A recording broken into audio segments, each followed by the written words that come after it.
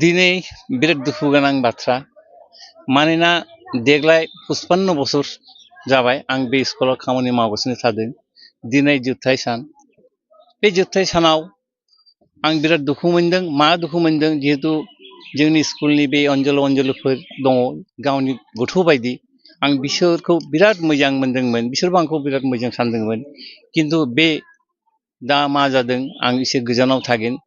बेबायदि मोजां गाज्रिजों हयथ' साफ्रोमबो फैनानै रायज्लायनो हाया। बेखौ आंनि देहायाव बा जिउआव दा दुखु मोनगोन। आं बर' बुंनाया जुदि जेबो गोरोन्थि जाबा आंखौ निमाहा खालाम। मानोना आं बर' मोजां हायाथ' बुंनो सेस्था खालामनोसै आरोखि। दा जोंनि जायफोर प्रेसिडेन्ट दंमोन बा मेम्बारमोन दंमोन बिसोर सासे लेखा गोरों मानसि ओमफ्राय मोजां मानसि।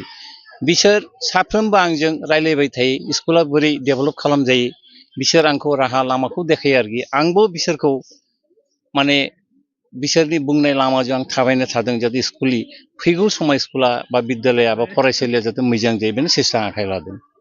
फरायनाय आं फरायसुलिखौ ओरै खालामनो लुबैदों जे दानि जुगनि बारहावा थिग नङा। सासे फोरोंगुरु बा गाहाय फोरोंगिरिया बा सोलोंथाइनि बारहावा जे गासिबो गथ'खौ मोजां खालामनो हाया बे हानाय नङा आरोखि।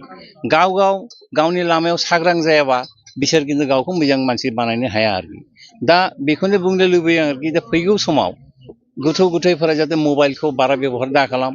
बेब'हार खालामबाबो बे मोजां माबाजों गोसो लानानै बेखौ बेब'हार खालाम। मानोना दा सोलोंथाइनि गोबां बुस्थु मोनखायो मबाइलाव।